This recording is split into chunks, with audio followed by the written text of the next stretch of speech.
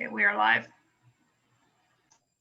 Well, hello everybody and welcome to our ISC Fireside webinar. Today's topic is working from anywhere and what it means for information security and IT pros.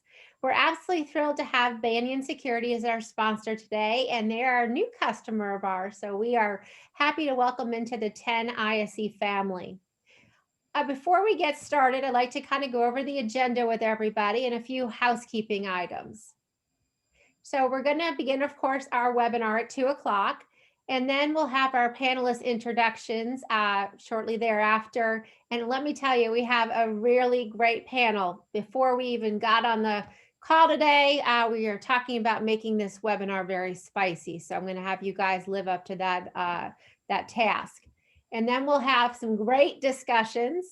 We've got 3 subtopics for us to kind of run through today. And I think it's going to be just absolutely wonderful. And I'm looking forward to our discussions. And then, of course, we always want to hear from you. So 2:35, we will answer your questions on the air. But as you think of them, please enter them into the Q&A chat window. And we'll sign off at 2:45 so you can go ahead and be ready for your 3 o'clock meeting. Couple of other quick things to make mention of. You will earn a CPE credit for participating in today's ISC Fireside webinar. You will need to join us for the webinar in its entirety. To enter your CPE information, you will do so by completing the survey, and we will send you your certificate in via email by tomorrow so that you can make your own deposits into your continuing education accounts. So again, we want to make sure that you are continuing your education and how that process works. So let's go to the fun part of our introductions of our panelists today. Adrian, I'm going to ask you to start and share a little bit about yourself. Sure. Thanks, Marcy. Yep, my name is Adrian Dunn. I'm a Senior Director of IT at NextRoll. We are a growth marketing firm based out of here in San Francisco. I was educated in Ireland, University of Limerick, and I moved to America, New York, and I worked for Accenture for about 12, 13 years maybe. Worked from the ground up, basically doing tech support, and ended up running a senior leadership, executive support, premium support program. Managed all the offsite events and so on and so forth. So I got a very good flavor of networking and sort of remote access just way back then in the early 2000s. Then I moved to the Bay Area and I worked for a bunch of startups here, and that I transitioned then into my current role. That's it. Well, thanks, Adrian. It's good to have you here. Oh, did you want to add something else? No, that's all. That's enough. Okay, good deal. And Vince, you want to tell us a little bit about yourself? Thanks for joining us as well today. Sure. Hi, I'm Vince Parras from Carta. I'm the manager for information security. So I handle a lot of the GRC stuff as well as Okta and a lot of other corporate security items. And I'm also customer facing. Similar to Adrian, I started off in the IT trenches. I was a database administrator, sysadmin, and so on. I've always gotten thrown into security because nobody else wanted to do it. So it's always been something that I've always done inadvertently because I've been told that I just know what to do. And I professionally turned security about 5 years ago. Well, we're glad to have you here today. And Tarun, we'd love to have you introduce yourself. And then also we'd love to hear a little more about what Banyan Security does. Awesome. Thank you, Marcy. You know, this is an extraordinary time for all of us. So I'm really grateful that we can put this session together, have Adrian and Vince on, and also the audience that we have. So just by way of introduction, my name is Tarun Desikan. I'm one of the co-founders of Banyan. I started my career in networking. So we were building these big optical networking boxes in the early 2000s. If you guys remember, before the dot-com bubble burst, everyone thought that was going to be the next big thing. And the crazy part is that's how we get internet today, is fiber to the home. So that's where I started my career and kind of over the years kind of moved into different fields. And most recently, we've been at Banyan for the last few years, building a platform to enable work from anywhere. And so the idea we started Banyan with, this was a few years ago, before COVID was a thing, was that more and more people want to be able to accomplish their job no matter where they are. So they don't need to be in the office. They don't need to be necessarily at a physical location. They might be in the beach, and they need to get their work done. In the last year, COVID has changed so many things for us. And I think we all know that we're seeing this massive shift to remote work. Now, I think there are a few things that are kind of non-obvious, though. The first, we have noticed is that the status quo with respect to human capital has changed. At Banyan, we're San Francisco based, just like Adrian and Vince. We used to hire primarily in the Bay Area, but that's just not an option anymore. So today we just hire the best people wherever we find them. The latest hire I made was in Hungary. And I think other companies are doing the same thing. There's an increased reliance on a remote workforce and remote work. And I think this is kind of a once in a lifetime change. I think we're going to see more of gig workers, more of contractors and so on becoming part of the workforce, something we haven't seen before, something that's not going to change. And I think when you look at the IT and the security side, that has real ramifications there. All these manual processes we used to do, all the traditional attack vectors, it's all just gotten amplified. And so I think we almost have to rethink, how do we deal with a world where there's people coming and going all the time, where you really need people to be productive on day one, or you're not going to be able to, enable them to succeed. And also security, you can get attacked because of stale credentials. So these are the challenges I think we're going to see a lot of, and I'm very excited to have Banyan, because this is exactly the challenges. I'm not really excited about why we landed up here, but this is why the product was built. So I'm excited to chat with Vince and Adrian on the challenges they're seeing and how they're tackling it. Well, thank you very much. What a perfect segue for our first topic, Tarun. Our first topic today is actually going to be the strategic implications of working from anywhere. And as you definitely mentioned, the pandemic has really drawn a hard line between companies that have figured out how to operate remotely and companies that have just had to figure out how to operate or didn't make it at all, sadly. And those that have remaining really have had a societal shift out there in that there's strategic implications that we have to contend to on a broad scale. On a positive note of all this, what we really have seen is the workforces out there really being innovative, and companies are able to even hire from a larger global talent pool because they're not limited by locations, commutes, and geographies. And it's also really great for the environment, as we're also starting to learn. But conversely, there's some more complicated security challenges that have been confronted with us, along with the loss of community and being able to connect with people in person. So we have to work a lot harder out there to provide fine-grained controls so that we can build meaningful relationships, maintain our connections. We've been doing a lot of that through digital, but we also have to be operating in a secure and safe manner. And I'll throw one more element out there to the mix. Many of us have had face-to-face marketing and sales kind of roles overall. And, we're not selling in person anymore. We're selling a lot virtually. So, but we're finding also, that there's some convenience to that. You're not getting on airplanes, time saving, and there's more efficiency. Obviously, we're still missing some of that human contact. But again, with the deck of cards has really been shuffled for all of us. And many of us have really done a great job of adapting, but there's still lots of things to discover. So Adrian, I'm going to start with you. What was the state of work from anywhere in the prior in the pandemic? Was your company always, prior to the pandemic, I should say, office based, or did you have a hybrid of where you could work from home? I know you are, based on the West Coast, and commuting is never the easiest thing out there. So what did your office, environment look like? Yeah, we were very office centric. We based a lot of our culture around being in the office and participation through the office. And we're a global company, and we have offices in Europe, in Asia, scattered across North America. And so very much from a cultural, if you were to go to our website pre-pandemic, we would really emphasize the office, all those sexy pictures of people walking around offices.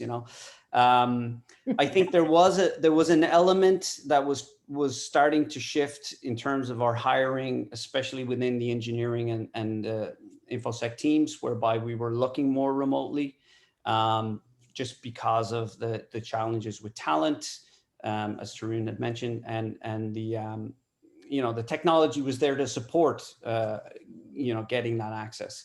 So a little bit of a change had started pre-pandemic, but obviously since, to expand on that, since pandemic, we've had a full 180 shift, and we've come out and told our employees we are now very much a hybrid model of what we used to be, focused on 3 areas: exclusively remote as an employee, a hybrid between you go in a few days a week, and then what we consider an office employee, which will be someone that wants to be in the office 3 or plus days. So it's been quite a shift. And Vince, in contrast to, has the pandemic changed your firm's view from working from anywhere? And has this been a good shift or bad perception? I see you have a background of an office at one time, and I know you're not working there now. Just kind of fill us in. Yeah, so for Carta, the stance that we're generally taking is we're going to go back into the office. So before pandemic, we had offices in Brazil, in Canada, in New York. So we hired again in those areas. In general, I think we're going to do that, but I feel that there's going to be a little bit more flexibility when it comes to hiring more remote workers, or just saying like, hey, if you can come into the office more frequently or less frequently. I think that there's going to be more of that shift towards that paradigm. Wonderful. And Tarun, you've kind of touched about this in your introduction. Has the work from anywhere model changed your organization's view of human capital? And I want you to dive in a little bit deeper about anticipating leveraging those temporary consultants, or there's contractors, gig workers, and if you think companies like yours or your clients, there might be, leveraging that more in the post-pandemic world. Yeah, but before I jump into the answer, I think for someone who's works or runs a work from anywhere company, I really want to be in the office. Personally, I have 2 small kids at home. You probably hear them in this webinar. There's going to be a 1-year-old who comes in here and is going to yell. And it's so hard for me to just have a good cadence during the workday. You just want to go cuddle that baby and just play with her. So I really look forward to getting to the office, because that clearly articulates my start of the day and the end of the day. And I really miss the camaraderie we used to have when you just go run into someone. I really miss that.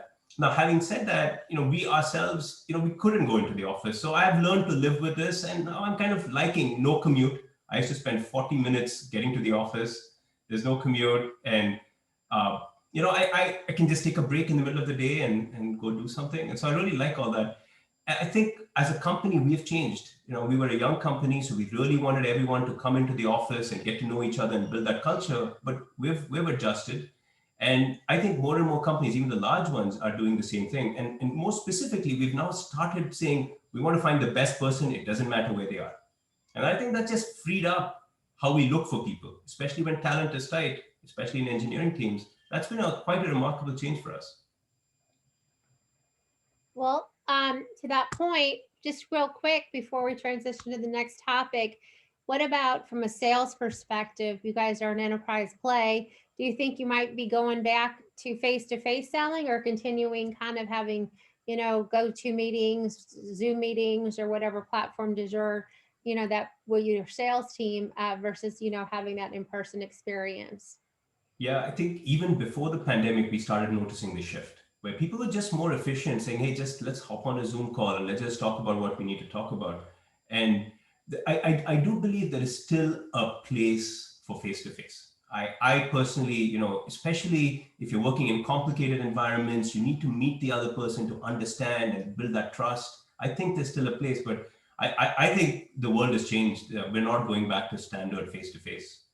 I genuinely believe 90% of what we can do will be done remotely. You will not be jumping on the plane to go, as a vendor, to pitch a customer exactly what we do. They're also going to be biased saying, just do it over Zoom and come, maybe when we're ready to sign the contract or something like that. I think the world has really changed, and I don't think we're going back. Vince, what about you? Do you think we'll be going back anytime soon to like a face-to-face model? And was your company like that before?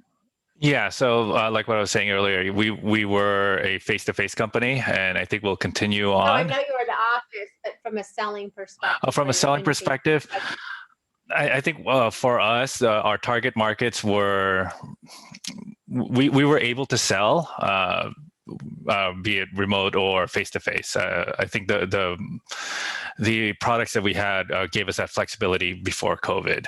I was going to chime in on Tarun and say, hey, how about my free lunch, Tarun? That's the thing I miss most about the vendor calls, right? It's like, hey, let's go grab lunch and just talk about the product and let's grab something. Let's grab a bite to eat. I hope that that's still in play, just because, again, that's what Tarun was saying. It builds a relationship. You bring the guard down. You just have a conversation with someone, and then you can actually open up and see what else is missing. It's like, oh, you guys were actually looking at that. We don't sell it, but a good friend of mine does. Would you be interested? Yeah, and those water cooler conversations, I call them water cooler, which is the impromptu discussions. Those are kind of hard in Zoom, right? In Zoom, you have to come with an agenda and go 1, 2, 3. No one just hangs out to chat or have lunch. Absolutely. Adrian, was your company's business model in person in terms of connecting with customers, or was it always, telemarketing and everything like that? Yeah, I think there was a balance between the two. We're selling a product, so it helps for us to be in front of a screen and pitch the product and do demos real time and all that sort of stuff. So I think a large part of our sales org leaned heavily into that area. But we all know sales folks, they want to get out and get that lunch going. And I'm Vince, I'm the complete opposite of you. I absolutely hated those lunch meetings because I was always like, they're taking too long, and I don't, I'm the black sheep in regards to that. I just want to be sold and get on with it, But Marcy, I think what's interesting is, Tarun touched on this earlier. I report into the CFO, and in many ways, it won't really matter what we think in terms of face-to-face or not face-to-face. The technology is there that says we don't need to get on a plane anymore. And the data is already being built that you can sell perfectly fine without the face-to-face. And so I think a lot of it will be, companies will look at their bottom line and say, wow, we're really able to stay afloat and in many ways improve productivity and sales in the remote environment. So I think the CFO will knock on the door there as well. You got to factor him or her in. So it's going to be the kids versus the CFO. It's like, I need to leave the house versus the CFO. Yeah. Well, let's just shift gears to our next topic, which is the role of remote access in a work from anywhere strategy. Now, we're just way past the emergency now of everyone trying to get online and be working remotely. And that was quite the triage affair. For a lot of companies, it was a 48-hour, 72-hour window to get everybody from working in an office to working from home. And we had to take a lot of shortcuts in, things that had to go to the wayside. But what, really stood out to me was actually those that were put the cloud first really had a head start. So the infrastructure of just where they were working really was kind of no big deal. At the end of the day, it's just kind of moving your devices around and setting up shop. And so that kind of gave a lot of companies certainly a head start that really were, forward thinking as it related to the cloud. So, Adrian, I want to ask you this. How important is remote access from work from anywhere? Because, now we are truly working from anywhere. Where does remote access, you think, transformation might go, or migration? And how does that fit really in the scheme and IT security priorities for your company? And I'll just say, is one of the, positive things about the pandemic, like, you truly can work from anywhere. So home doesn't necessarily mean where you're working from.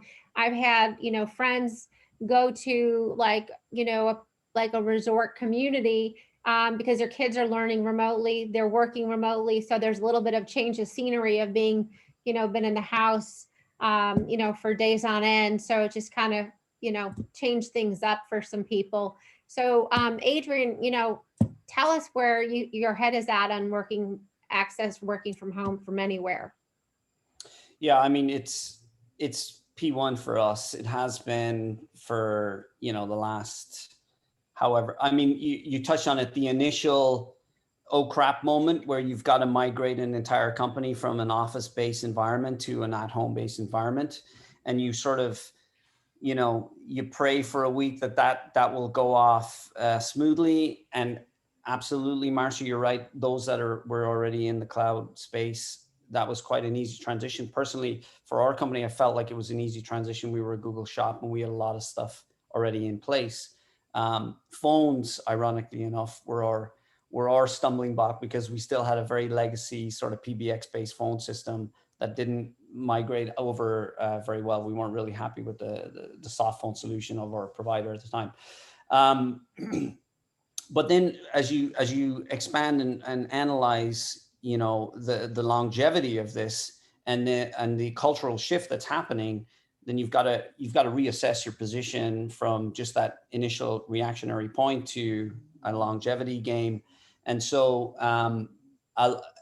we essentially, like I mentioned, P1 for IT has been getting that footprint right, getting that remote access environment, be it, cultural, hardware-based, security, obviously, and just functionality, all of those, the umbrella of all of those is critical to what we've been focusing on. And the living rooms has become the office, or the Starbucks has become the office, but also in many ways, the home router has become the server room now. So, you have this very strange and yet wonderful sort of complete reversal of where you were 5 years ago, 2 years ago, 3 years ago, where it was very much, let's build a perimeter around what we've got. I never cared about anyone's home router in many ways. I was whacking a VPN on top of it and I was sort of, see you later. I don't want to get into that space. You can't really do that anymore. You have to sort of realize that that's now part of your network. Vince, what types of solutions are you using to enable the remote access now? And have you seen any vulnerabilities that might be out there that, are you finding any challenges in mitigating any security gaps? Again, we're using Cisco Umbrella for DNS. We had that in our offices. Now we're rolling that out on the local machine, so it does protect us from specific malware calling home. That's one of the tools to kind of help us bring the fence closer, the barrier closer to the end users. In terms of like vulnerabilities per se, I mean, it's kind of the same before COVID. Like for us as a company, we had VPN. People were able to log in remotely and do their work. So we were a cloud first company, and it made it easier. Similar to Adrian, the transition was hard, but it wasn't as hard as a lot of other folks. And an interesting aside on that is some people bring their laptops home, and now they only have a laptop to watch Netflix. And if you're shoving all your traffic through your, tunnel, now you have Netflix traffic on top of all your other traffic. So those companies may not have been prepared for those. Luckily for us, we were transitioning to Banyan, so we didn't see too much of that. But I've heard of stories where when everyone went from home, started working from home, the VPNs just started to shut down just because of those instances. The overflow. Yeah, I mean, it's just everyone's watching YouTube, Netflix on their laptops because, yeah, they got nothing else to do. Yeah, I would be pretty concerned if Vince was judging my Netflix.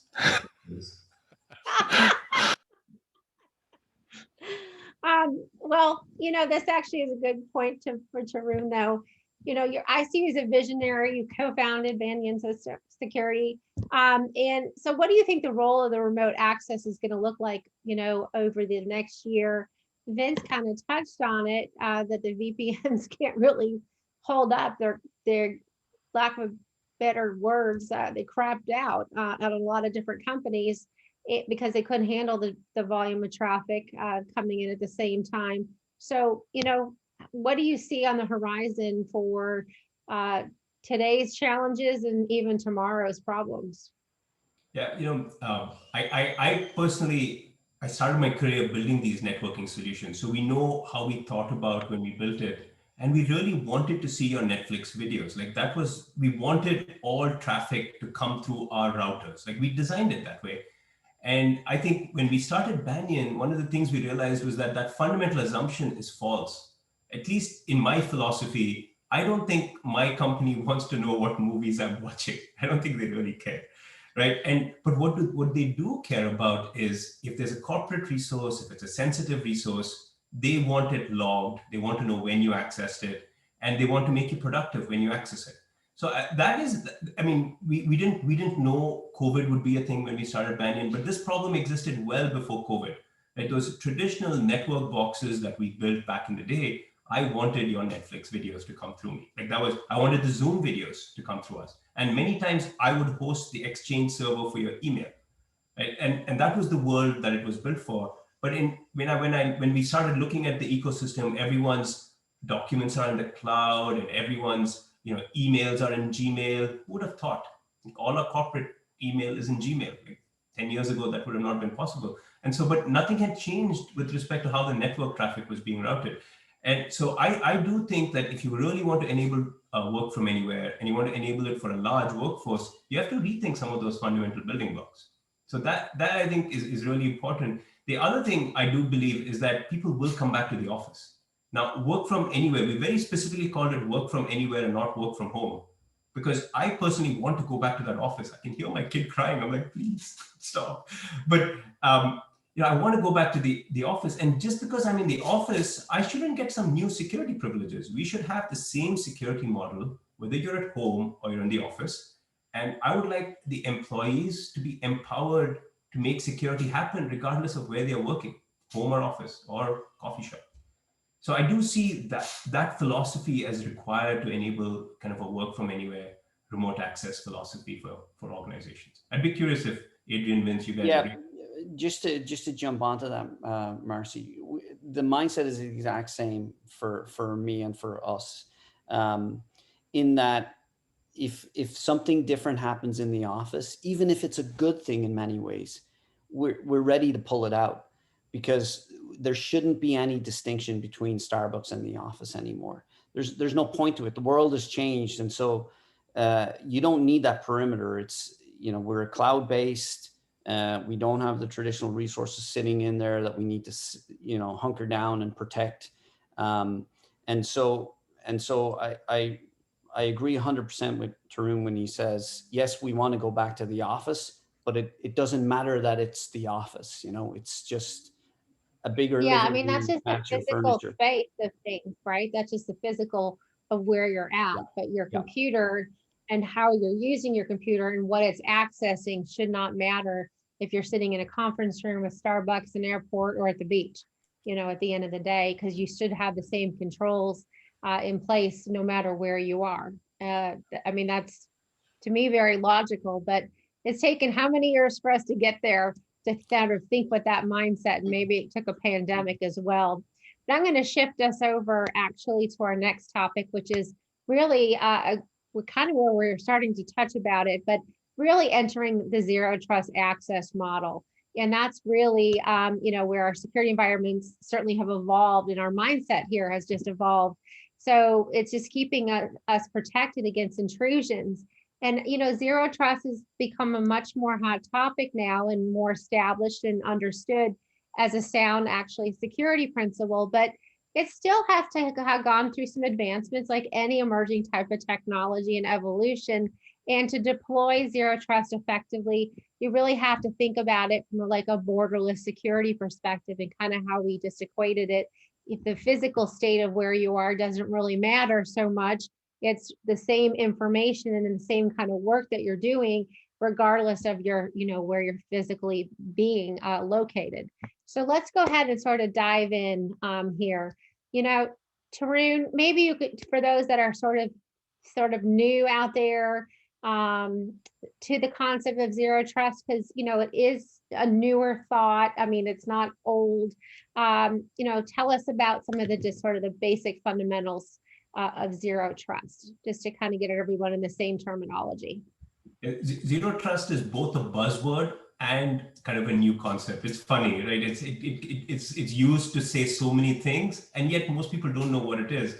But I think the fundamental concept was that, traditionally, if you were in the office, you could access everything. You were in a trusted network. Zero trust says it doesn't matter where you're located. I'm going to authenticate you as the user. I'm going to authenticate the device. I'm going to make sure you're accessing the correct application, so you're authorized to access it, and I encrypt all traffic. So it's a very simple concept which says, I'm not going to assume any trust. You have to assert it, and then I'll give you access. And more organizations need this, specifically things like older companies that don't have a cloud-first architecture, because a lot of times breaches occur because the people you trust the most get compromised.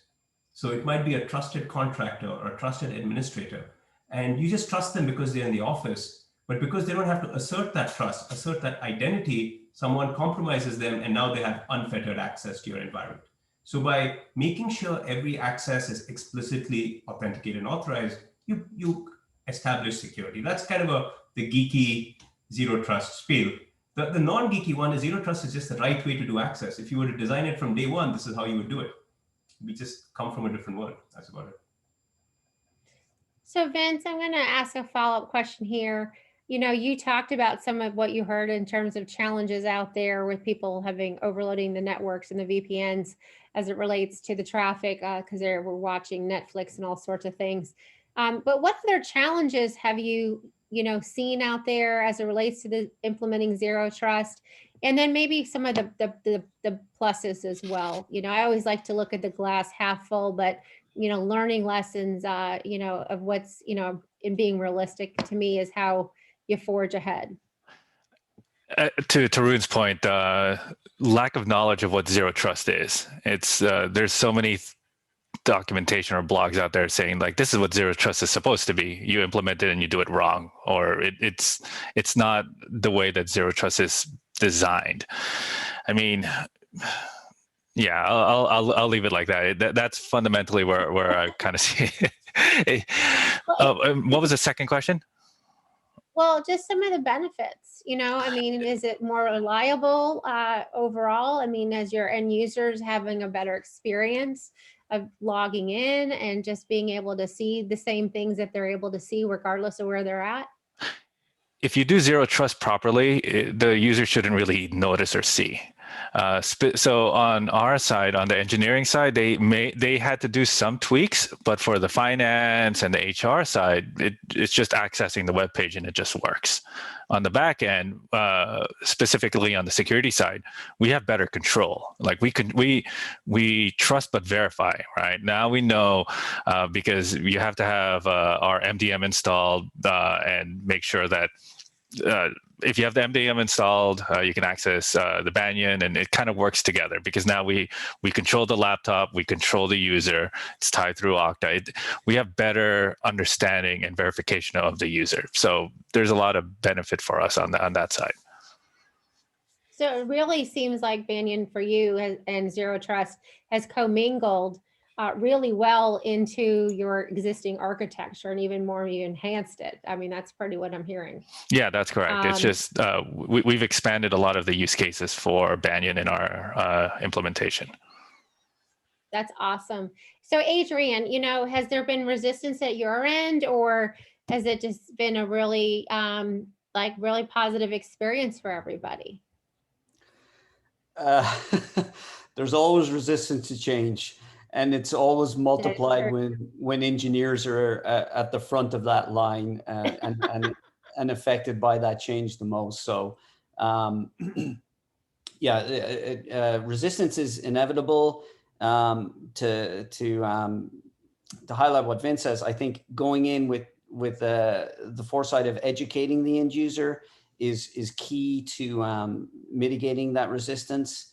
But also, if you build it out right, there's an ease of use that you gain as part of it. So that helps the resistance incredibly, but there are challenges. There's no way of avoiding those. And a big part of what I discovered was one of the key challenges is that you're carrying three departments together to implement this. There's a DevOps team that are running a lot of the backend stuff. There's a security team that are prioritizing the security side of it, and then there's an IT team that personally I think is sort of advocating for the end user a lot and the end user device a lot. And you have to move all three of those departments together and balance everyone's desires at the right moment. But it's sort of the technology, the timing for the technology is perfect because the traditional protecting the building is gone. You've lost that control. And so you need to go back to trying to figure out where can I start the control? And it starts with the end user, getting that trust, the trust score basically. So your end user, trusting your end user, and then trusting your device. And if you can build up from that, I think, because those are the only variables that we can control now. Absolutely. And Tarun, do you want to just sort of have a quick word before we transition in the Q&A? Yeah, I just wanted to say, I think Adrian made a great point, right? There's a convergence, and I think this is what the remote world, work from anywhere world has done, where three very different teams, IT, security, and DevOps, kind of have to work together to enable a real work from anywhere experience for the employees. It can't just be one team's job anymore. And I think companies that recognize that convergence and companies where the teams work well together to enable this, I think they do a great job. While companies that still operate in silos, it's much harder for them. The VPN guys want their VPN, the DevOps guys want their bastions, the IT guys keep their Oktas, and they don't really play nicely with each other. And that makes it very challenging. So as a vendor, we spend a lot of time trying to build a product that's easy. And as Adrian and Vince know, it doesn't always happen on the first iteration, but that's our goal, and we want to get there.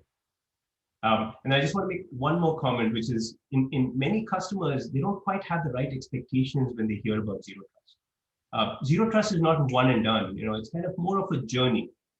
And oftentimes I hear, we should have started Zero Trust last year. If it started Zero Trust last year, we'd be golden today. And it just, there's an Indian saying, it's like, the best time to plant a tree was 20 years ago. The second best time is today. So that when I hear, we should have started Zero Trust a year ago, I'm like, you can still start. It's still going to be good for you. And I find that very interesting. Well, excellent. Well, very insightful conversation, and looks like our audience has some questions for us. I'm going to start with from Diego Santana. Are you going to split tunnel VPN route? And if so, which traffic do you offload to the ISP? Who would like to take that on? Maybe Tarun, would you like to try to take that on? I think Adrian and Vince would be better for this, either of them. Okay. Oh, Vince, do you want to go for this? Yeah, I was going to say, so we're running Banyan, so it's naturally split tunnel, right? Like we're only shoving traffic that we need to go to our AWS cloud. So everything else goes straight to your ISP. Okay, so like if somebody is watching Netflix from their computer, yeah, and then working, yeah, splitting like that type of thing. Oh, that's awesome. I think, Marcy, it's a philosophy. Yes. As an IT organization, yeah, Adrian, maybe you can cover that philosophy. Well, again, it's that mindset of changing from what you understand to be a traditional VPN to, this zero trust layer is really not about that. Sure, there's aspects of it, of course, about the movement of traffic and whatnot, but it's really about the trust piece of it. Do I trust the person and the device?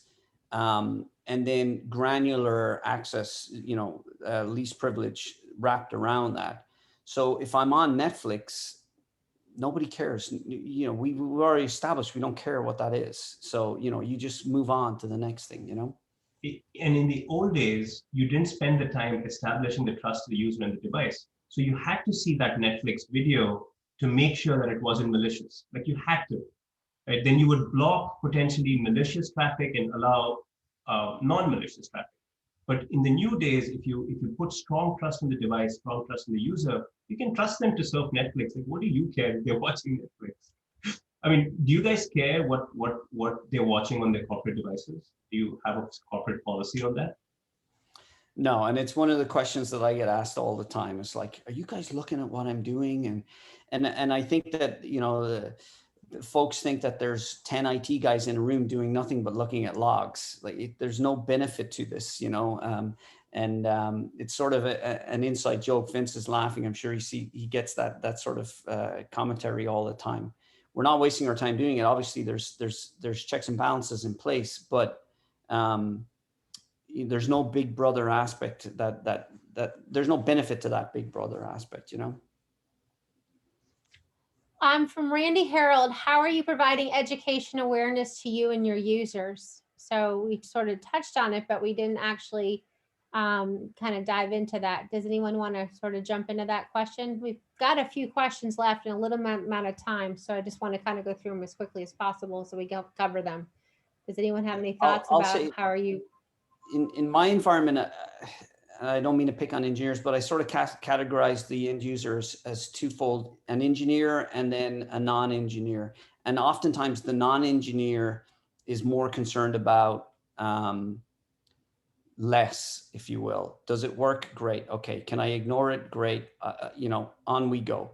The engineer wants to understand what's going on in the background because it oftentimes affects their config and whatnot, and their day-to-day stuff. So I think you should manage that education in two ways. You should sort of have a siloed deep dive with your engineering departments or product, whoever wants to be involved in that, and really get into the granular and get that understanding across of, Tarun said it earlier, if we could build security from day one, this is how we should have built it.